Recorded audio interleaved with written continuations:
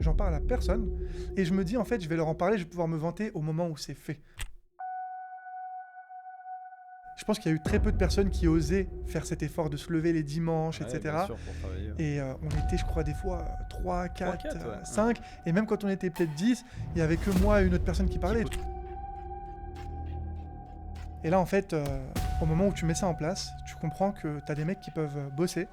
Toi, tu es au boulot. Et tu viens le soir, tu as de l'argent. Et tu prends une partie de cet argent. Mais dire, pourquoi tu vas pas à 250 000? Et tu sais, je te dis, mais bah parce que je peux pas, tout simplement. Et tu me dis, mais tu t'en fous. Alors tu vas te prendre 20 000 refus. Mais il suffit qu'il y en ait un qui passe dans le doute. Bah Et ouais, tant ouais. mieux. Ils ont tout sacrifié pour moi. En fait, ils ont, entre guillemets, investi sur nous. C'est un Ouais, investissement. bien sûr. Et en fait, le retour, c'est moi qui en bénéficie et c'est pas eux. Et je me dis, il y a quelque chose qui va pas. Et là, je me dis, tu sais quoi, ils dire objectif, achète-leur une note.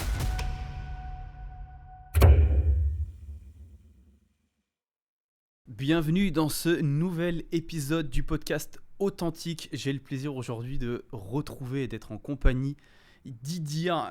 Idir, merci beaucoup d'avoir accepté cette invitation de venir faire cet épisode avec moi. Je pense que tu vas être très très inspirant pour la communauté.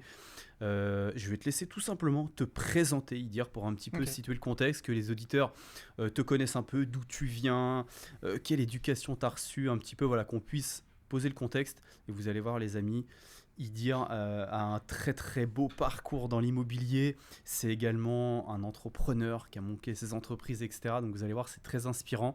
Bah écoute, je te laisse la parole, Idir, présente-toi un petit peu. Et puis je suis sûr que ça va être super passionnant. Yes. Alors, merci de m'avoir invité déjà, Steven. Super cool. Super content d'être là. Donc du coup, pour me présenter, comme tu l'as dit, hein, je m'appelle Idir, donc j'ai 26 ans. Alors pour le coup, donc moi je suis ingénieur de formation. Donc j'ai fait 2 ans de classe préparatoire, très scolaire, donc ensuite école d'ingénieur. Et à la suite de ça, donc j'ai travaillé en tant qu'ingénieur, du coup en tant que data analyst plus précisément chez L'Oréal. Ok. Et donc en termes d'entrepreneuriat, j'ai enchaîné assez rapidement. Pendant mon salariat, c'est là où j'ai pu commencer. J'ai pu obtenir un barbershop, une crêperie. Euh, j'ai ouvert une société du coup de soutien scolaire, Study Success, et pour laquelle du coup je travaille actuellement à plein temps. Ouais. Et j'ai pu du coup en parallèle me former. Donc j'avais commencé très jeune à investir dans une place de parking Ok. sur Paris. Ça a été mon premier investissement. C'était le seul truc que je pouvais faire. J'avais fait un prêt étudiant à l'époque pour l'avoir. Et puis au moment où j'ai eu mon CDI, donc là j'ai pu enfin pouvoir accéder à des montants assez intéressants. Et c'est là où j'ai fait une première opération, donc on pourra en reparler, mais donc d'un immeuble de 6 appartements Ok. sur Saint-Quentin, donc dans l'Aisne, dans le 02. Et là, donc depuis peu, j'ai acquis avec mon associé, du coup, pareil, un immeuble de 3 plateaux. Donc l'objectif, c'est d'en faire 7 logements. Ouais.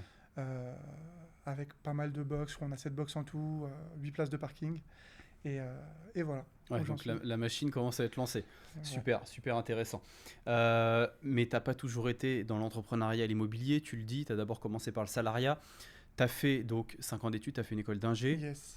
Qu'est-ce qui se passe à ce moment-là d'un point de vue de ton éducation? Si tu as été amené à faire de l'ingé, c'est quoi? C'est tes parents qui t'ont poussé un peu à faire du scolaire? Est-ce que tu viens d'un monde de l'entrepreneuriat, de l'investissement? T'as été boosté et bercé par quoi, toi? Alors pas du tout, hein, pas du tout. Donc je suis issu d'une famille très très modeste. Je suis né en Algérie. Ok. Je suis venu très jeune en France, hein. Je suis venu à l'âge de 3 ans. Donc mes parents qui avaient fait le choix de quitter l'Algérie. Donc on arrive à Paris avec rien du tout, pour le Ouais. coup, vraiment. Donc très pauvre, on vivait, tu sais, dans un hôtel, c'est petite chambre d'hôtel Hmm. financée par les associations, etc. J'ai fait pas mal d'années, j'ai fait je crois entre 4 et 5 ans Dans là, cette donc tu sais, situation, pas ouais. d'intimité, tu vis à 4, donc j'ai un grand Ouais, bien frère, sûr. tu vis à 4 dans une petite chambre, etc. Très peu de moyens. Alors par contre, j'ai eu une enfance géniale, puisque pour le coup, j'ai des parents qui m'ont pas fait sentir ça. Hmm. On a toujours été très optimistes, on a su compenser tout ça. On n'avait peut-être pas la PlayStation, mais avec mon frère, on allait faire beaucoup de sport. En fait, j'ai toujours trouvé des alternatives qui me permettaient de ne pas sentir ce Hmm. manque. Donc après, j'ai déménagé dans le 94, donc en banlieue. Euh, Bon voilà, lycée public en banlieue sans rentrer dans le cliché, mais voilà, c'est pas des lycées prestigieux, c'est Ouais, pas, bien sûr.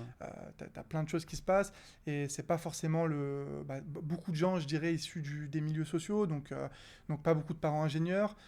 pas beaucoup de gens qui connaissent ce milieu, pas beaucoup de gens qui connaissent les classes préparatoires. J'étais en terminale S, je crois il y a la moitié de ma classe qui a eu le bac uniquement, et on était 2 à aller en prépa. Tu vois, quand je compare maintenant dans le soutien scolaire, je vois des élèves qui sont à Henri IV, Louis le Grand, où tout le monde fait une prépa, on n'était que 2, quoi. Et écoute, non, j'ai eu la chance, j'ai des parents qui étaient assez à cheval sur les études. J'ai eu un grand frère qui, lui, a pu expérimenter un peu, tester une prépa intégrée, une école d'ingé, donc ça a été un peu le cobaye, et j'ai pu un peu... T'as suivi ses pas un peu, quoi. Complètement, complètement. Et par contre, ce qui est assez marrant, c'est que je me rappelle d'une conversation où quand j'étais en prépa, il me disait, est-ce que l'entrepreneuriat t'intéresse? Et je lui disais, pas du tout. Je lui disais, moi, je veux travailler, qu'on me donne mes missions. C'est un peu je pense que c'est un peu le mode de pensée de beaucoup d'ingénieurs ou de beaucoup de personnes préscolaires.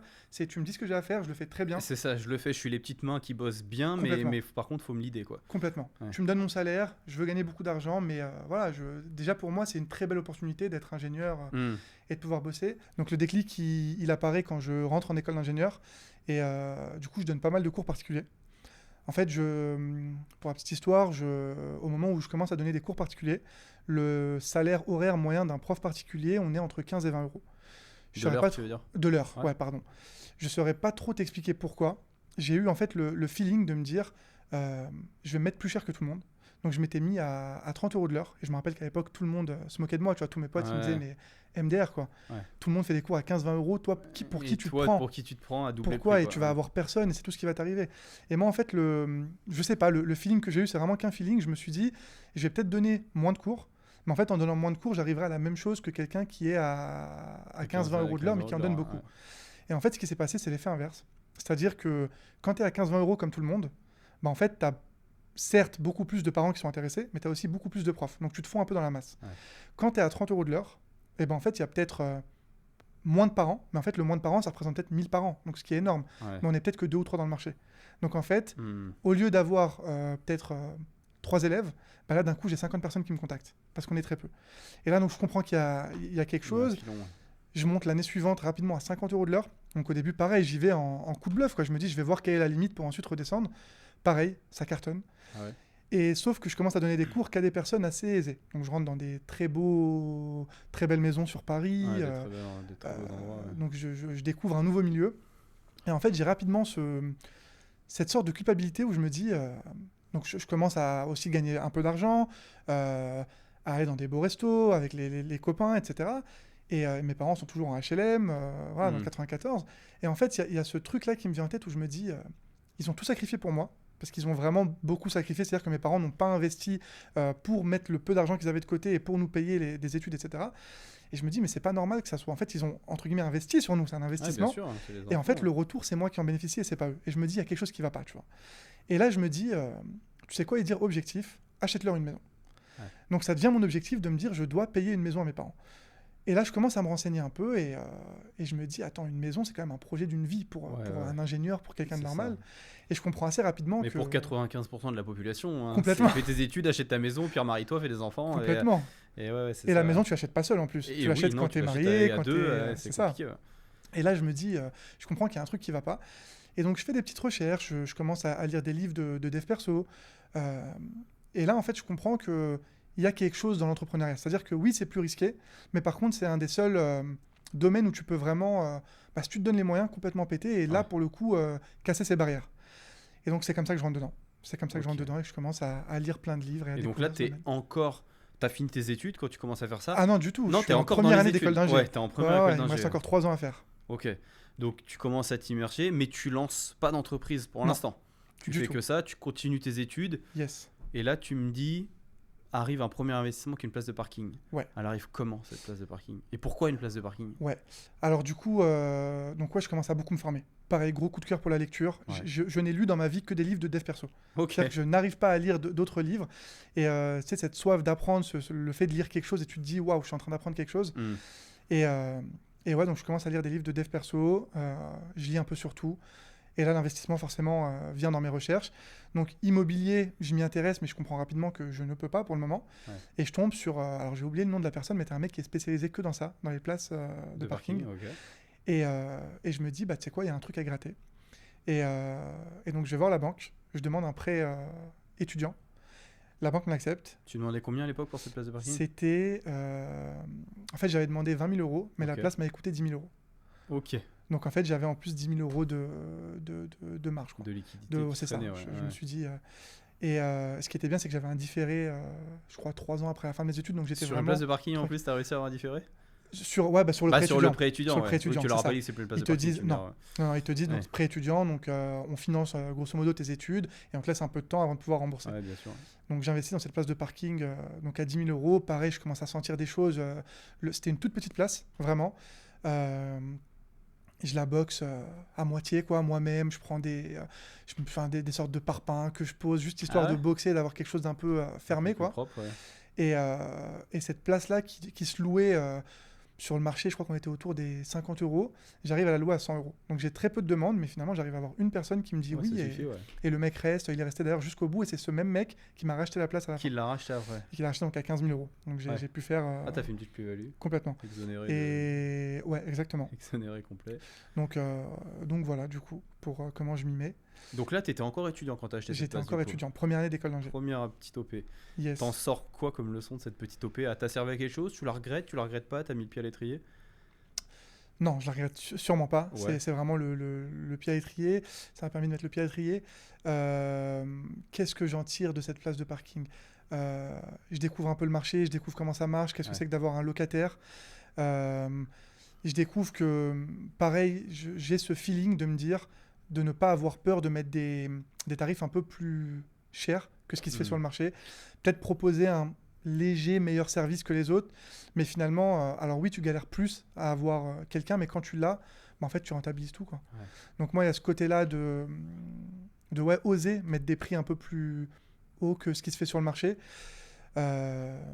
Ouais, et puis je découvre un peu le monde de la banque, comment avoir un prêt, ce qui se passe quand tu rembourses, les plus-values. Donc, en fait, le fait de l'avoir, ça me force aussi à m'intéresser beaucoup plus à l'immobilier, je pense.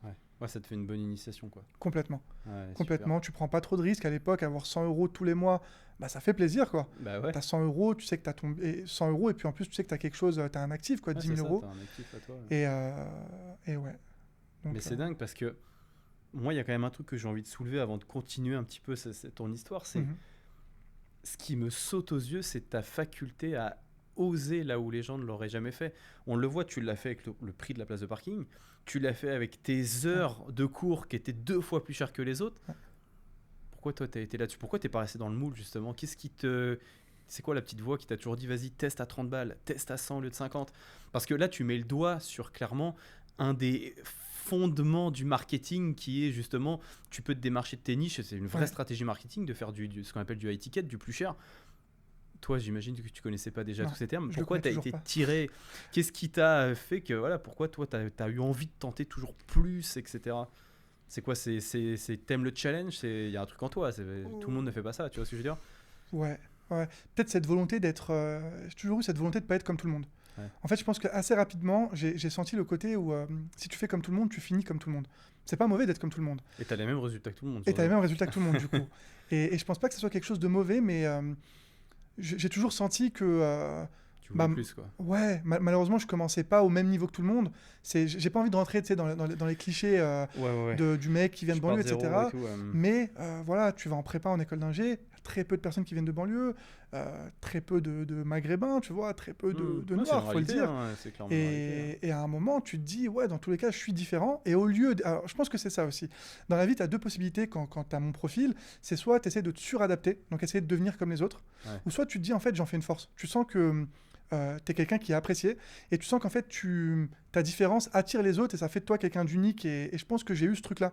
Après ça vient peut-être de mon éducation, j'ai une maman mais qui est ultra bien dans sa peau, pourtant tu vois j'ai une maman qui est enfin tu la vois physiquement un peu petite de taille, tu vois un peu grosse, etc., mais mentalement elle se sent tellement bien qu'elle a ce côté magnétique où elle attire tout le monde.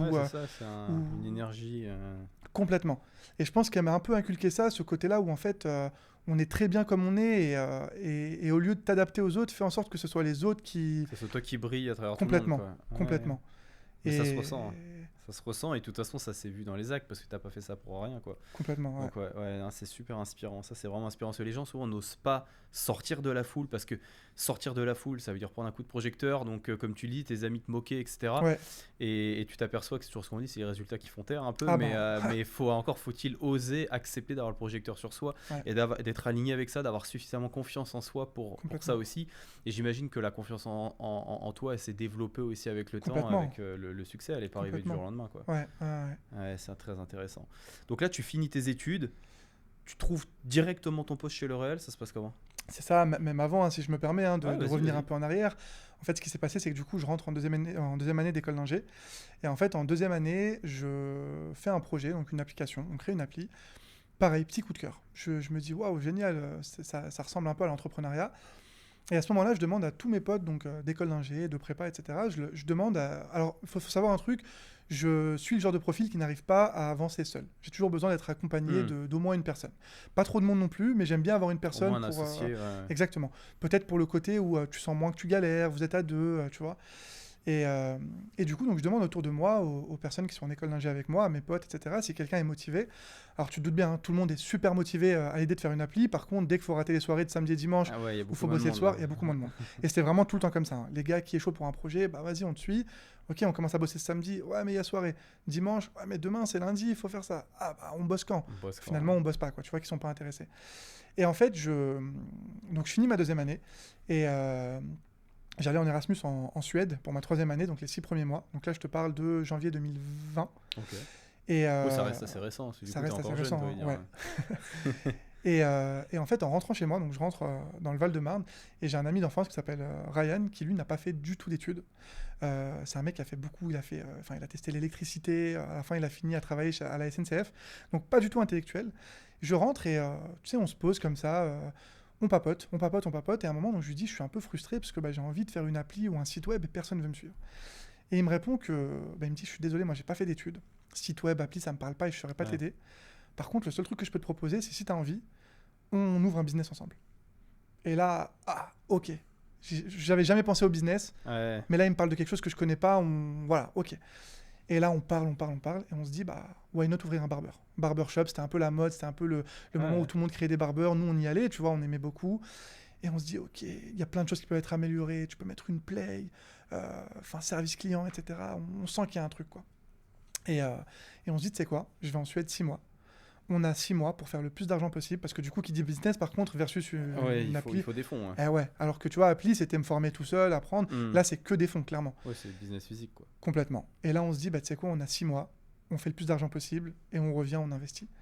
Et donc moi, 6 mois en Suède, alors j'ai quand même profité de ma vie étudiante, etc., mais beaucoup de cours particuliers, en visio pour le coup. Ouais, Je suis même parti dans les lycées français de Stockholm pour demander, et j'ai eu des élèves là-bas à Stockholm. Ah ouais? Donc, ah ouais, vraiment, vraiment. J'ai réussi à bien caler. Dès que j'avais un peu de temps libre et qu'il n'y avait pas de sortie, je me mettais des cours. Et ça va très vite, hein, 50 € de l'heure. Oui, ça va vite. Tu montes très très vite. Tu n'as pas besoin de faire beaucoup d'heures pour gagner bien.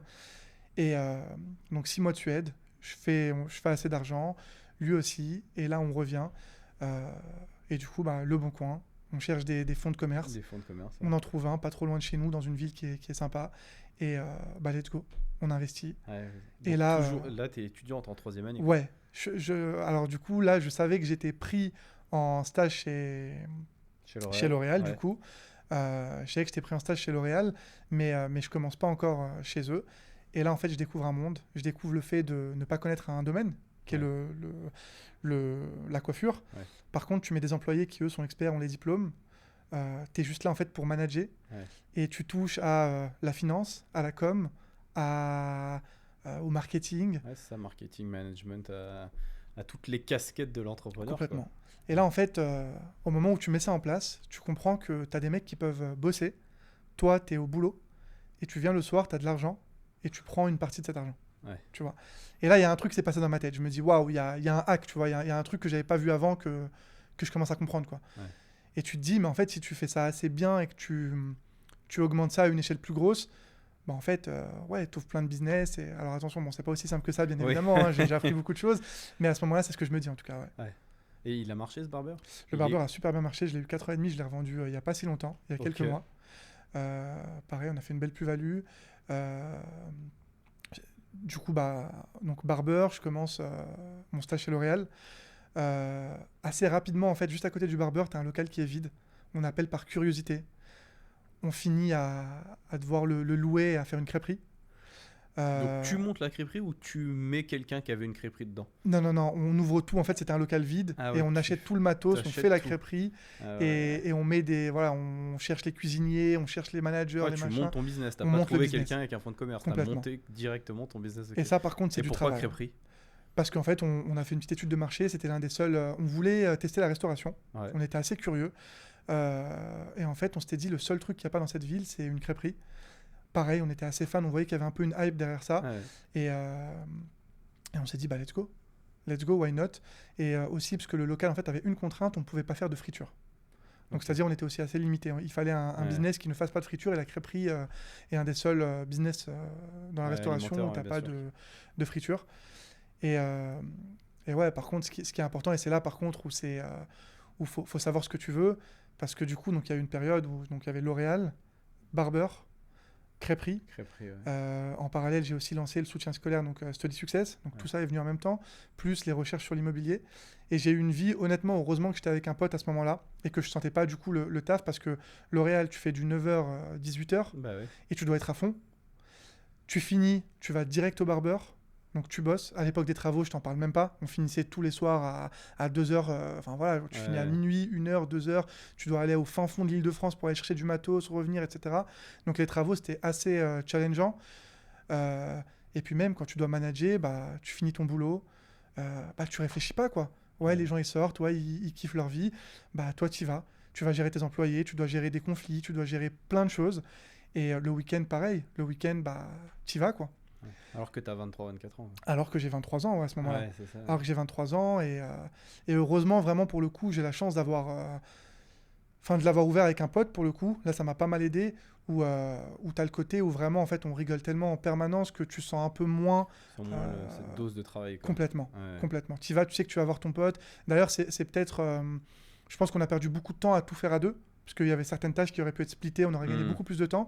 Mais je pense que ça nous a pas mal aidé parce que sans ça, on aurait vite saturé. Ouais. Le fait de faire les choses seul, etc., je pense qu'on n'aurait pas tenu. Et ça donne quoi cette crêperie aujourd'hui?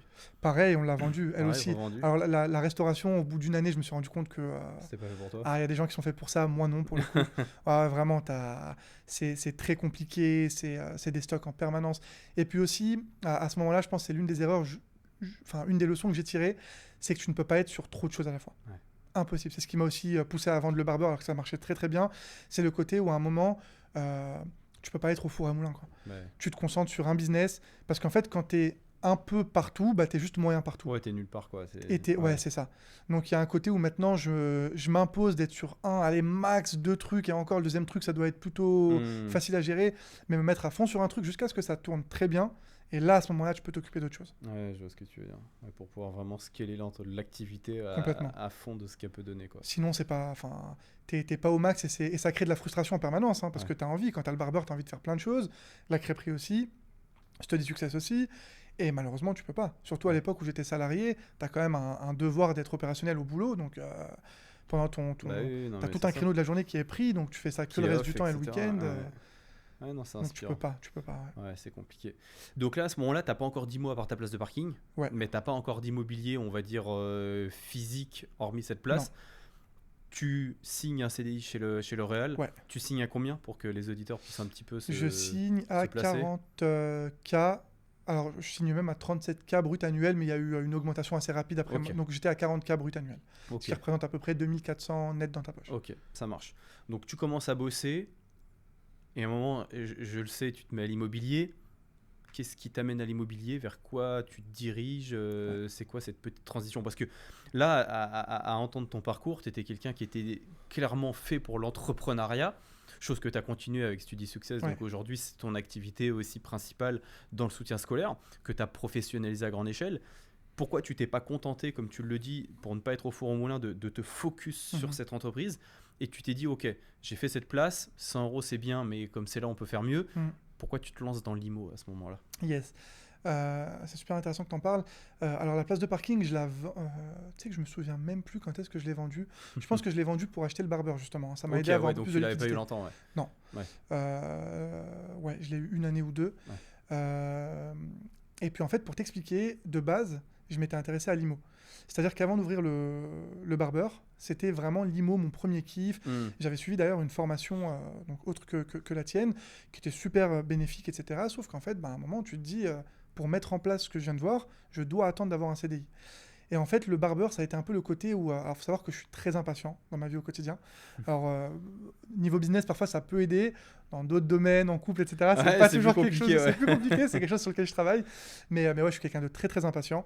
Et en fait, je me voyais pas attendre d'avoir mon CDI pour me lancer dans quelque chose. Dans la bonne case pour... Exactement. Donc, en fait, le barbeur et la crêperie sont venus justement parce que je ne pouvais pas faire de l'IMO. Et d'ailleurs, ça m'a un peu porté préjudice parce qu'au moment où j'ai eu mon CDI, j'ai pas pu tout de suite enchaîner sur de l'IMO parce que j'ai eu la contrainte du barbeur et de la crêperie qui me prenait beaucoup de temps. Et c'était du succès. Donc tu vois, ça a été bien, mais ça m'a aussi un peu porté préjudice pour l'IMO. Et du coup, donc, via le moment où je vends la crêperie, donc ça me permet de gagner beaucoup, beaucoup de temps. Et là, je me dis, ok, c'est le moment de dire, tu as ton CDI, remets-toi dans l'IMO. Et là, du coup, en fait, ce que je me dis, je comprends que ce qui a été dur aussi avec l'autre formation, c'est que tu prends une formation, tu la regardes et puis après, tu es un peu livré à toi-même et ok, tu fais tes recherches et en fait, dès que tu as des questions et tu en auras des questions, tu es juste tout seul, quoi. Ouais, t'es seul. L'autre personne, enfin ouais, voilà, t'es tout seul et le problème, c'est qu'autour de moi, je pose des questions à ma famille ou mes proches. Personne s'y connaît et dans l'immobilier, je t'apprends rien, hein, c'est ce que tu nous apprends. C'est pas du tout les meilleurs conseils. Non. Ils te brident plus qu'autre chose, quoi. Ouais, ils veulent ton bien, c'est comme les parents, mais bon, ils ont pas fait, ils ont pas les connaissances. Et au final, c'est pas des conseils qu'il faut écouter pour le coup, ceux-là, parce que c'est pas des conseils d'expérience. C'est des conseils beaucoup trop rationnels, mais je pense que l'IMO locatif... Beaucoup trop safe, beaucoup trop sécuritaire, et puis c'est des conseils qui sont pas basés sur du vécu, donc c'est souvent ce qu'on dit, la vie des gens représente leur vie. Donc si tu as une vie où tu n'as jamais fait d'investissement ni montée d'entreprise, ton avis, il est purement subjectif, quoi. Donc honnêtement... Et donc en fait, limite... C'est dur de trier. De fou. C'est dur de trier. Ouais. Et surtout que quand tu te poses ces questions-là et que tu leur poses des questions, en fait, le seul résultat que tu as à la fin, c'est juste pas possible de faire de l'argent avec l'IMO, quoi. Ouais. En Ile-de-France, pas possible. Enfin, tu t'appelles quelques immeubles ou quelques apparts, enfin, tu comprends que tu n'as pas de renta, c'est pas possible. Et quand tu leur parles de 10%, etc., les gens te rient au nez. Ils disent, mais monsieur, enfin... Et tu sais, il y a beaucoup cette critique aussi des formateurs IMO. Je pense qu'il y a eu un abus dans ça. Ouais, et donc, tu sais, les gens qui trient au nez, qui disent, vous avez dû regarder une vidéo sur YouTube, il vous a vendu du rêve et vous êtes un de ces pigeons qui venaient, quoi. Et waouh, tu te remets en question, quoi. Tu te dis, merde, peut-être que ces mecs-là, ils ont raison. Peut-être que j'ai juste été un pigeon qui a cru à des choses qui sont pas possibles. Et donc, du coup, quand j'ai enfin mon CDI et j'ai enfin le temps de m'occuper de ça, donc je me dis, je vais chercher quelqu'un d'un peu plus réaliste, d'un peu plus humain et surtout quelqu'un avec qui... moi, vraiment, mon critère, c'était quelqu'un avec qui je peux communiquer, qui pourra un peu plus me driver. Et... du coup, donc, je te trouve sur Insta, vraiment comme par hasard. Et à ce moment-là, je crois que tu n'avais pas tant d'abonnés que ça. Non, parce que pour savoir, pour que l'audience se resitue, dire que tu dois être dans mes 5 premiers clients de l'Organisrael. Incroyable. Ouais, je te jure. Incroyable. L'aventure est extraordinaire. De fou. T'es là quasiment depuis le début, voire le début. Incroyable. C'est incroyable. Et comme quoi, tu vois, donc je me rappelle, je vois ta page Insta. J'avais 200 abonnés. Mais ouais. J'ai 300, 400. T'avais très peu d'abonnés. C'était rien du tout. Et je voyais donc, je sais plus, que t'avais fait une vidéo ou peut-être du texte, quelque chose comme ça. Et donc t'avais le truc sur Insta, le contacter. Et je crois que tu m'appelles d'ailleurs. Ouais, je t'avais appelé personnellement. J'avais pas d'équipe à l'époque. On n'était pas comme là 20. Et du coup, c'est moi qui faisais tout. Ouais. Et donc, du coup, là, par contre, gros coup de cœur. Gros coup de cœur. Je me souviens très bien. On parle le même langage pour le coup. Par rapport à ton parcours où tu as fait aussi des études. Enfin, honnêtement, il y a beaucoup de choses où je me suis identifié dans ton parcours. Donc, contrairement à d'autres formateurs où il y a ce côté où tu les connais que comme ça, gros mastodon, enfin, c'est dur. Tu te dis, en fait, tu es plus dans de l'admiration de ces mecs-là. Ouais, tu te dis, je veux devenir comme eux. Alors que toi, il y a ce côté beaucoup plus humain où tu te dis, le mec est comme moi. Voilà, ce mec-là me parle, il est comme moi. Lambda, Et voilà, donc du coup, je prends la formation. Alors, autre chose, hein, pour te dire, je me souviens même plus des prix, hein, donc je n'ai même pas envie de sortir de prix, mais on est dans les milliers d'euros la formation. C'est quelques milliers d'euros. Et ça, c'est quelque chose aussi que j'ai eu assez tôt. J'ai rapidement compris que si tu vas sur YouTube comme tout le monde, à un moment, si vraiment la valeur était dans les trucs gratuits, tout le monde pourrait être riche. Ouais. Et moi, alors peut-être que je me trompe, hein, attention, c'est un débat, Moi, voilà, c'est je suis c'est ouvert. toujours ce que je dis sur YouTube ou sur Internet de façon générale. Tu trouves de l'information. Yes. Tu trouves pas de la formation, c'est de l'information. On va te dire, ouais, il y a le LMP, ça fonctionne comme ça, tel régime. Mais c'est des infos. On te balance une info que tu pourrais trouver toi-même sur une recherche Internet, que Complètement. tu pourrais trouver sur une recherche Google ou sur Wikipédia.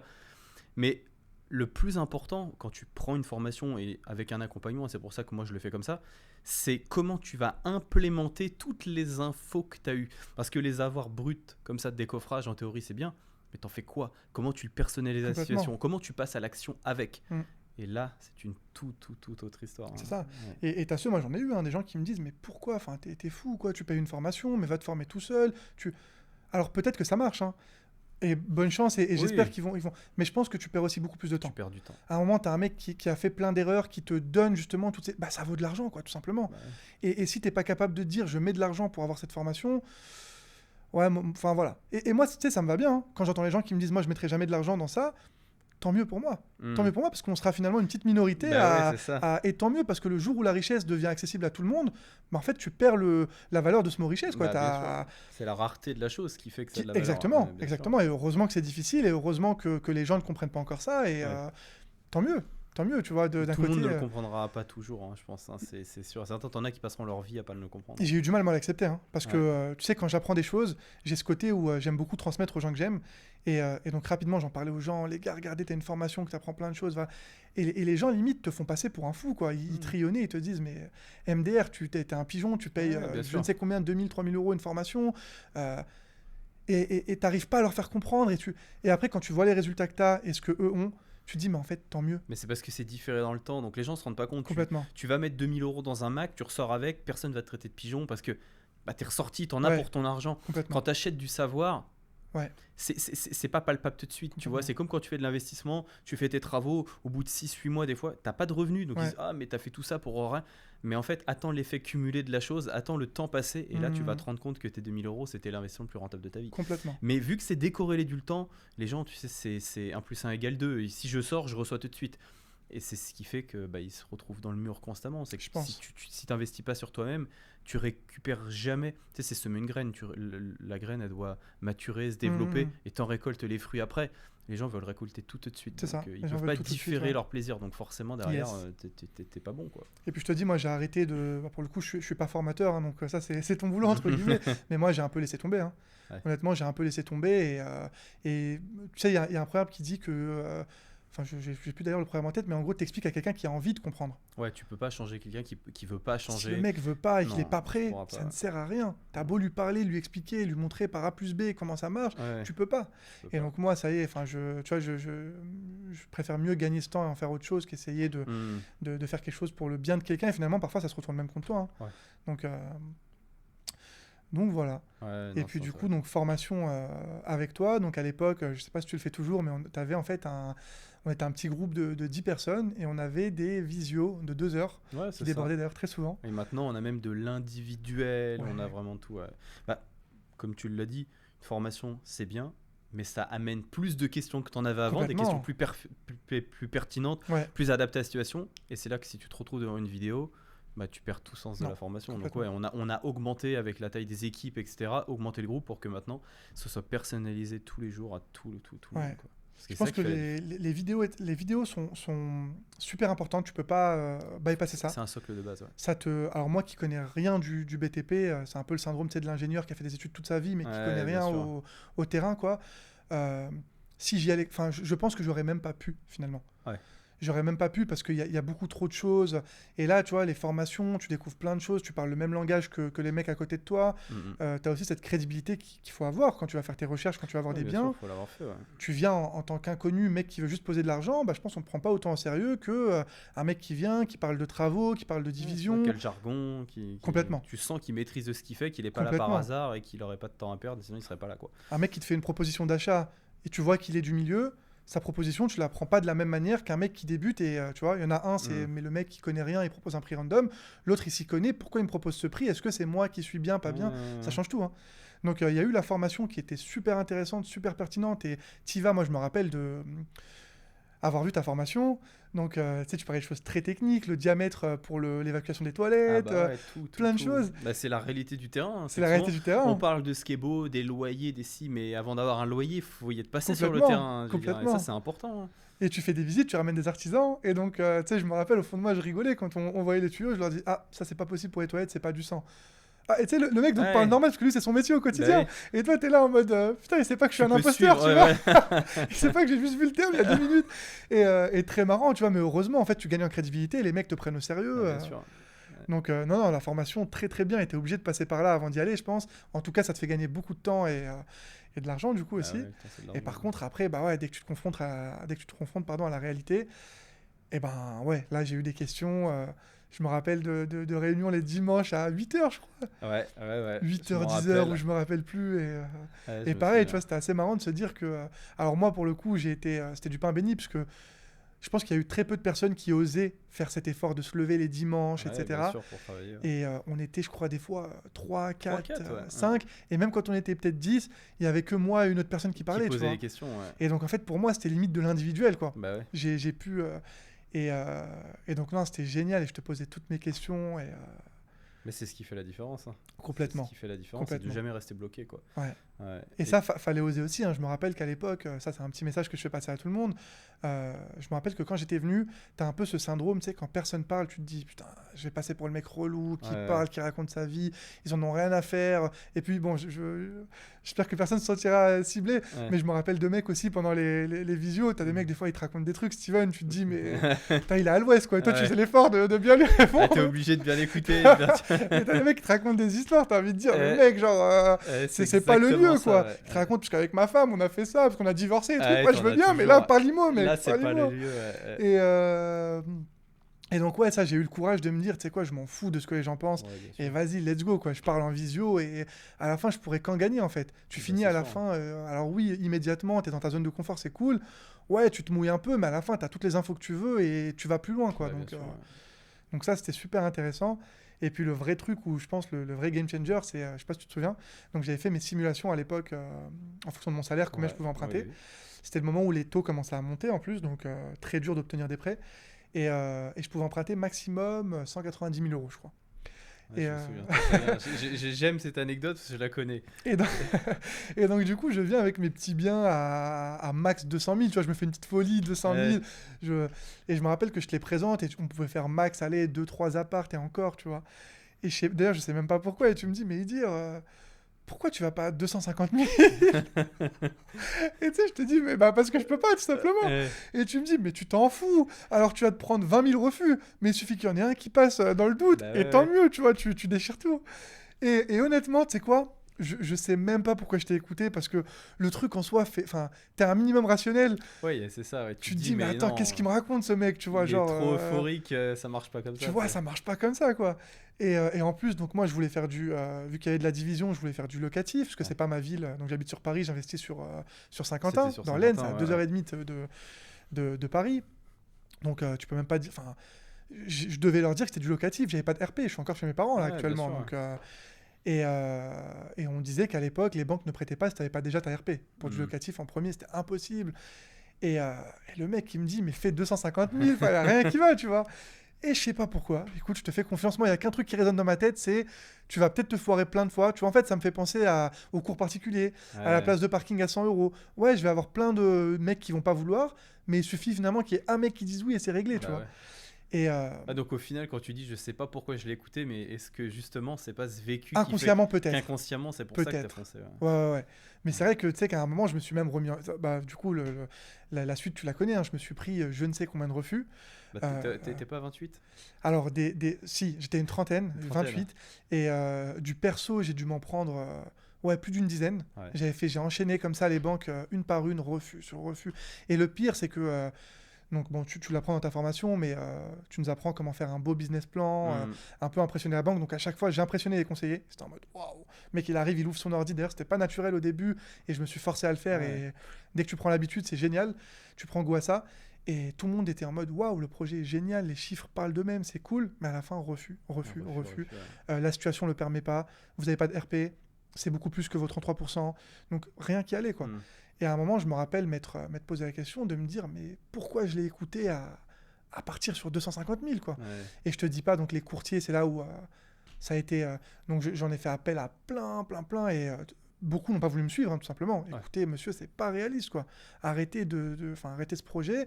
Le peu qui acceptaient, mais je pense qu'ils y croyaient pas, mais ils voulaient juste tenter un truc. Au cas où, ouais. Ils me rappelaient rapidement pour me dire que c'était mort. Donc je me prends tous mes refus, 28 refus en tout. Ouais, c'est ça, hein, Ouais, je me moi rappelle j'ai du une chiffre. trentaine en tête. C'est le plus gros. T'es l'élève qui détient le record du nombre de refus pour l'instant. Bah, super, j'ai au moins ça. À un moment, donc dernière banque, la SOG qui me rappelle. La SOG qui me rappelle pour me dire, bah, vous avez été accepté. J'y crois pas. Honnêtement, au début, j'y crois pas. Ouais. Je me prends tellement de refus qu'à un moment, j'y crois pas. Et sauf que si, bah, Et t'étais sur combien de montants? Je suis sur 250 000. T'es sur 250. Un peu plus, je crois. En gros, tu as 156 000 d'achats et tu as 96 000, je crois, de travaux. Ouais. Donc, ouais. Pour même l'apport, à l'époque, donc moi, je voulais mettre les 10%, les 10% du bien. Donc, en gros, 15 000. Ouais, 15 000. Et tout le monde me riait au nez. Il me disait, mais c'est pas possible, c'est fini les 10%, quoi. Ça marche plus comme ça. Maintenant, il faut mettre beaucoup plus. On parlait de mettre des 40 000, etc. Et je les ai mis, les 10%. J'ai mis 16 000, j'ai regardé juste avant de venir d'ailleurs. Parce que, enfin bref, le comptable me l'a demandé, donc j'ai eu la feuille. Et j'ai mis 16 000. T'as mis 16 000, ouais. Donc, et t'obtiens quoi? Du 20 ans? T'obtiens du différé? Du 25 ans. 25 du 25 ans avec 2 ans de différé. 25 ans, 2 ans de différé, 16 000 d'apport pour 250 000, alors que c'était plus que ton endettement. Incroyable. Et il y a beaucoup de travaux en plus. 100 000 de travaux. Et il y a beaucoup de travaux. Ah ouais, t'as eu aussi... bah ouais, forcément, ça, on me l'a aussi beaucoup reproché. On me l'a beaucoup reproché. Enfin, je rigole parce que je repense à autre chose. Parce qu'initialement, je sais pas si tu te souviens, on voulait tenter 2 opérations en même temps. Oui, et là, j'ai senti que c'était chaud. Je me suis dit, écoute, dire. Tu sais que je suis sûr que ça aurait pu passer. Parce que les amis, en fait, ce qu'on voulait faire, c'était acheter. Il avait trouvé 2 biens en même temps, en parallèle. Et c'est d'aller les. Et moi, je lui ai dit, mais en fait, il me dit, je prends lequel? J'ai dit, mais dire, tu prends les 2. La banque qui tu vas demander ne saura pas. Et moi, je reste intime. Je l'ai déjà fait aussi avec d'autres élèves. Et c'est sûr que ça aurait pu passer. Honnêtement, t'as pas le contexte où je me prends. Parce que le contexte était chaud aussi. Hein. Non, mais bien sûr. On parlait que de ça à la télé, des taux qui montent. C'était ton premier bien en plus. Donc, faut s'y replacer. Hein. Et là, j'y vais avec 2. Tu sais, le mec, il a rien compris à la vie. Ce premier bien, il peut emprunter max 200 000 et encore, tu vois. Et le mec, il y va sur 2 biens à 250 000 en roue libre complet. Tu vois, pas un bien, 2 biens. Ouais. Et ouais, non, à un moment, quand même, je me suis. Genre, j'ai vu que je me prenais pas mal de refus. Je me suis dit, écoute, au moins, les dernières banques, on va les assurer avec. Bien sûr. Avec un bien, parce que pareil, tu as plein de stratégies. Tu sais, les organismes de cautionnement qui sont parfois similaires entre 2 banques. Bah ouais, faut être donc, du coup, tu peux pas te hein. forer. Je me rappelle, j'avais fait une liste. On avait fait des listes, je me rappelle, qui communique avec qui, quelle banque peut remonter l'autre banque. C'était un truc de fou. Tu avais l'impression de faire un crime, alors qu'en soi. Ah non, donc c'était. Ouais. Ouais, je me souviens. Mais c'est passé, du coup. Ouais. Et c'est passé. Et c'est passé. C'est passé en plus, bon, laisse tomber pour une première OP, j'ai eu plein de galères. Ouais. Donc la banque, après, qui a mis un peu plus de temps que prévu, j'ai dépassé mon. Comment on appelle ça, le délai. Le délai du compromis pour avoir yes. ton prêt, ouais. Et tu avais l'agent immobilier qui était exécrable, qui était pressé qu'on finisse. Et en fait, moi, j'avais mon notaire, du coup, donc petit conseil, je conseille à tout le monde de prendre son notaire et de ne pas prendre que le notaire du vendeur. Et donc, moi, je prends mon notaire, donc parisien, très carré, un peu trop carré, même finalement, pour eux. Et donc, lui, demandait des documents qui sembleraient... c'est des trucs normaux, quoi, tu vois. Et eux étaient un peu moins rigoureux. Et la meuf me mettait des coups de pression. Il me disait, non, si votre notaire, il veut vraiment avoir ça, nous, on annule la vente. Ouais. Et donc, tu sais, j'étais le cul entre 2 chaises, où je me disais, écoute, soit j'ai payé un notaire pour ça, quoi, pour qu'il me dise quand ça va pas. Et de l'autre côté, j'ai pas non plus envie de perdre la vente. Donc, la meuf, elle me mettait la pression en permanence. Après, pareil, ils m'ont dit oui, mais ils ont mis un peu plus de temps, parce que je te dis pas, genre... normalement, tout se faisait en dématérialisé. Je ne sais pas pourquoi, il y a eu un bug system sur mon dossier. Véridique, ce que je te raconte. Bug system, donc on a dû passer au courrier. Donc ils ont dû envoyer un courrier chez moi que je signe, que je ramène chez eux. Donc tout a été retardé d'1 mois. Et la meuf qui me mettait la pression, on est à 2 doigts d'annuler et tout. Je dis mais ça n'a pas d'intérêt, quoi. J'ai eu l'accord. Enfin, pourquoi tu veux me faire ça? Et juste pression pour pression. Donc la signature, je t'ai raconté. Je vais donc pour la signature à Saint-Quentin.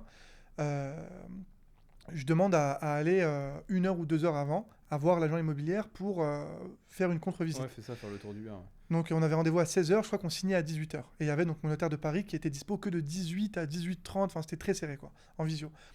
J'arrive à 16h, elle est pas là, elle me dit écoutez, il y a une manif, je vais avoir un peu de retard, ok, pas de souci, j'attends. Elle m'appelle un peu avant, elle me dit, ah bah écoutez, Idir, euh, de toute façon, j'ai pas les clés, j'ai oublié les clés. Vous savez quoi, venez, on va signer et après on ira visiter, je reprendrai. Je dis, mais sûrement pas, enfin, qu'est-ce que vous me Ouais, racontez? C'est mon premier bien, je me rappelle en ouais, plus, bien j'étais sûr. parti, il pleuvait, il faisait nuit tôt. Et je lui dis, mais écoutez, c'est hors de question. Là, tu sais, je me mets dans un mood où je me dis, là, ça y est, je vais tout perdre. Je lui dis, Ouais. écoutez, je ne signe pas si je ne fais pas la contre-visite.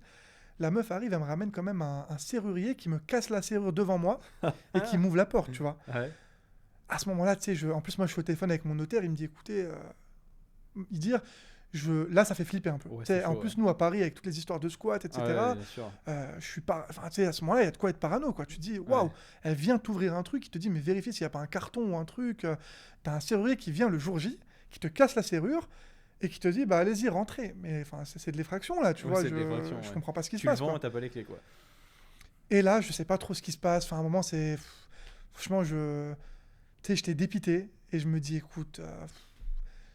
En fait, je sais pas, j'ai cette confiance aussi où je me dis, bon, j'y vais, faut prendre ce risque-là. Au pire, je rebondirai, au pire, je me Ouais. débrouille, je me suis toujours débrouillé. C'est quoi? Faut rembourser, bah, 1006, 1000, enfin voilà.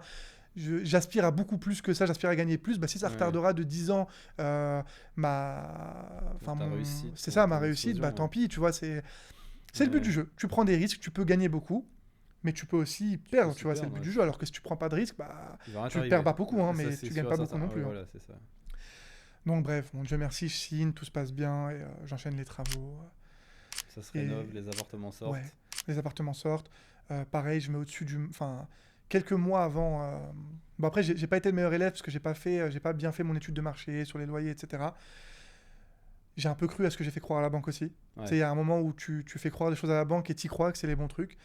Et un mois avant la location, j'appelle des agences immobilières du secteur et je demande combien ça se loue. Et en fait, donc moi, un T2, je voulais le louer 650 euros. On me dit que ça se loue 450. Ah. Et là, je leur dis, bah non, là, j'ai plus de renta, quoi, si Ouais, je c'est fais ça. ça, quoi. Et enfin, j'ai une renta, mais qui n'est pas celle que je voulais. Je pourrais t'en parler après. Je suis à 13% net, hein. Je suis à plus de 16% en brut, 13% net 13% net de net. renta. C'est... Donc quand les gens et les courtiers te disaient 10%, tu rêves. Tu vois, comme quoi, Ouais. ouais. Comme quoi, il faut les écouter, les mecs de Et YouTube ça aussi, te des fait fois. combien de cash flow? Et en cash flow, donc en gros, je gagne 3500 euros tous les mois. Ouais. Pour l'instant, je suis sous différé, donc je suis sous différé. Je Ouais. fais le différé. Donc j'ai 600 euros que je rembourse tous les mois. Ok. Donc en gros, bah, je te laisse faire le calcul, 3500, donc ça me fait Ça te laisse 2900 tous les mois. 2900. Et au moment où je devrais tout rembourser, donc j'ai 1006, je crois. Donc ce qui fait 2000, Ouais, à peu près. Ouais, 2004, ouais. Ouais, c'est ça. Ça fait ton ancien salaire de L'Oréal, quoi. complètement. C'est ce que j'étais en train de réfléchir Complètement. par rapport au salaire. Ça te refait ton salaire de L'Oréal Ouais. en un bien, quoi. C'est ça. C'est Donc, bien, ça. Alors que ouais. tu ne pouvais même pas investir sur 250 000 euros C'est de fou, base. hein.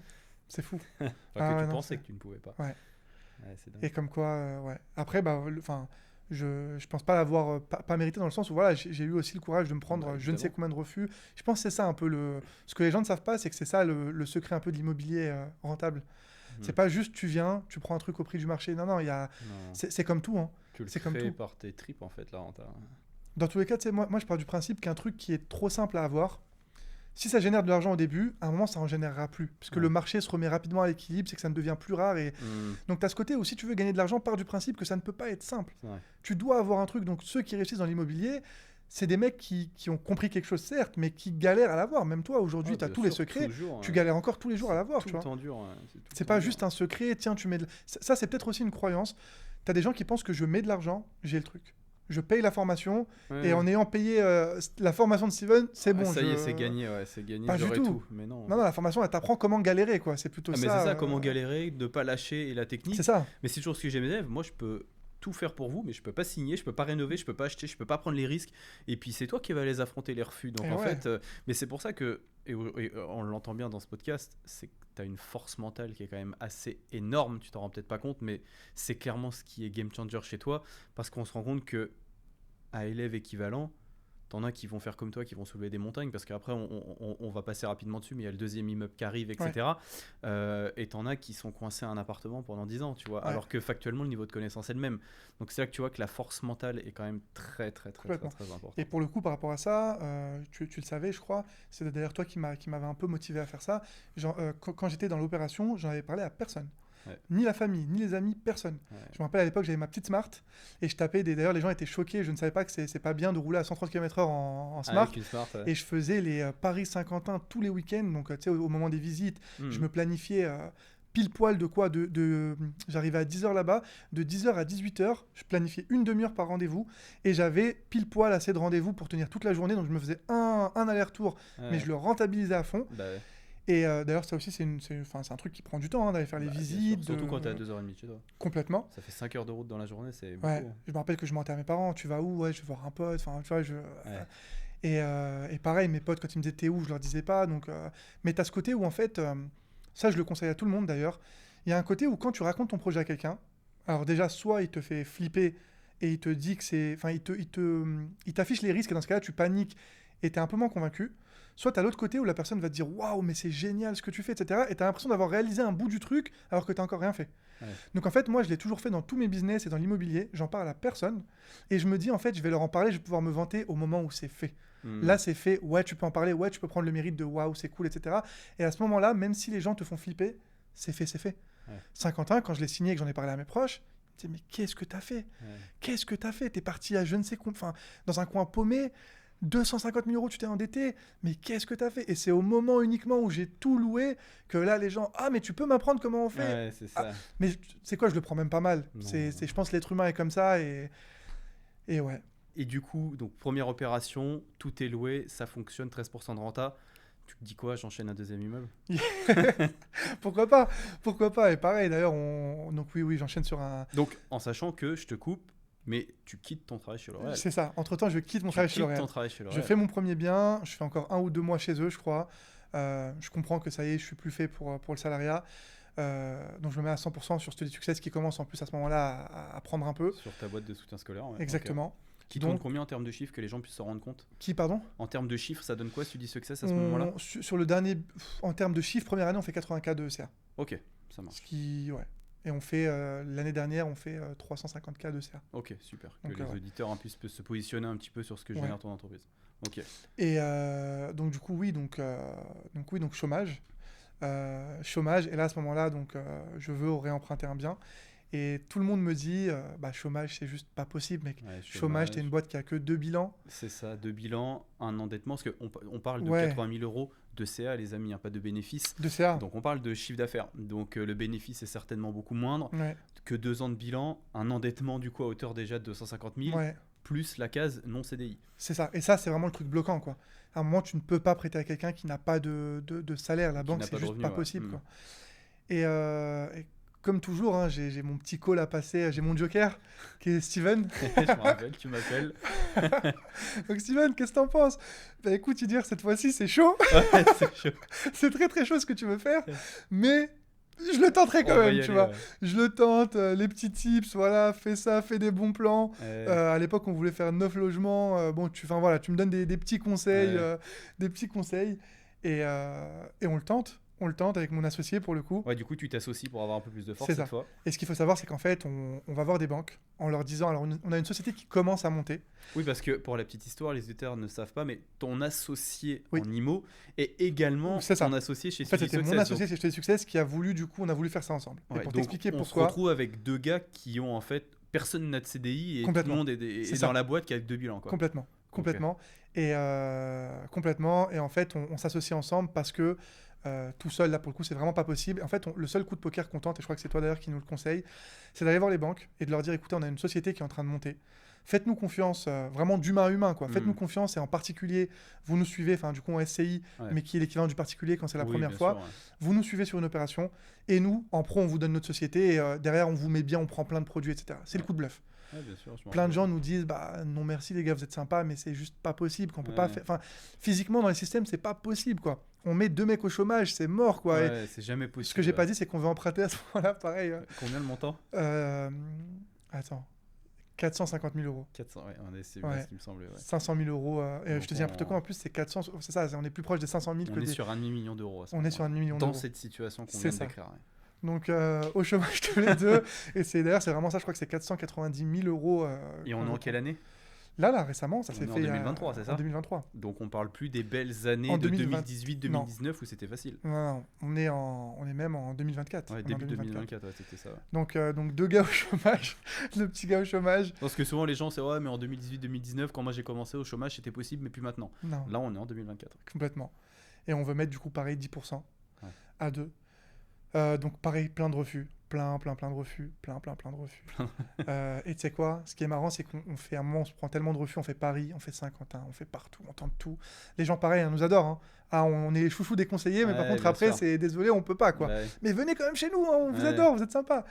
Et tu sais quoi? On rentre sur Paris. Moi, j'ai même plus envie. Tu sais, à un moment, je me dis, c'est limite un mal pour un bien, parce que c'est un projet quand même qui est assez risqué en plus. Mm.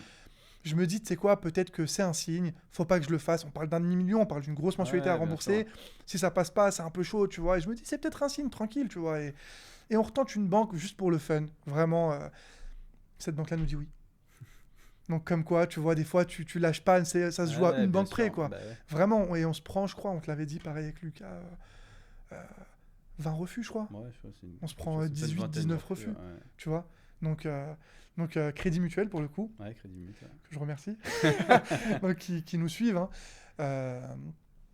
Et c'est dingue. parti. Et en fait, à partir du moment où la banque te dit oui, mais tu as l'impression que tout ce qui s'est passé avant n'a jamais Bah, existé, c'est ça, ouais. que tout devient T'oublies facile. toutes tes douleurs et tout mais pourtant elles sont bel et bien là. Ouais. Ouais. Et donc là, on a commencé du coup donc en gros achat à 250 000 euros. C'est en fait une grosse maison de 3 plateaux plus 7 box et 8 places de parking qui valait 300 000.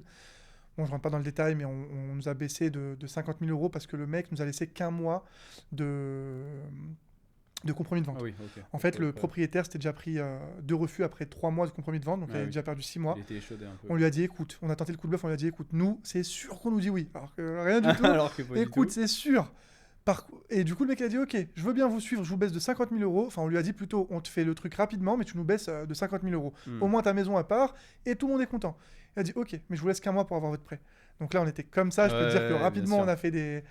Et ouais, donc on l'a eu, donc maison à 250 000, donc du coup, presque 250 000 de Ouais, travaux aussi. ouais. Et là, on s'apprête à le diviser en 7 appartements. Ok. Donc 2 T2, non, 3 T2, 2 T3 et 2 studios. Super. En plein centre-ville de Saint-Quentin, donc le truc incroyable, avec en forme, résidence, Mm. avec les box qui se louent, qu'on a envie de mettre en plus en Airbnb, enfin voilà. Ouais. Vu que c'est du Airbnb, donc là les chiffres je les ai pas encore en termes Oui, il est de en travaux renta. là. Il est en plein travaux là. C'est ça. Ouais. Mais je peux te dire que c'est déjà un bien qui rapporte, si on avait mis en locatif, on est à plus de 10% de renta Ouais, pareil. largement, tu ouais. vois. Donc là j'ose Donc, il va être espérer si ça boosté par la fonctionne. location courte durée, peut-être un mélange d'atypique et Complètement. et ça va générer du Complètement. 14-15% cette histoire. Ouais. On verra. On va faire en sorte On va faire en sorte on que. va faire en sorte Exactement. que. Exactement. Ouais, super Edir. Très très inspirant. J'ai une dernière question, la question traditionnelle d'authentique. Quel serait, si tu avais un conseil le plus authentique possible à donner à notre audience, à quelqu'un qui voudrait se lancer? C'est quoi ton conseil, ta plus grosse leçon? Ah, t'aurais dû me prévenir, tu vois. Je savais que j'aurais dû préparer la question. Ah non, parce que je veux qu'elle soit authentique. Ouais, c'est vrai, c'est vrai. Le conseil que je peux donner à quelqu'un,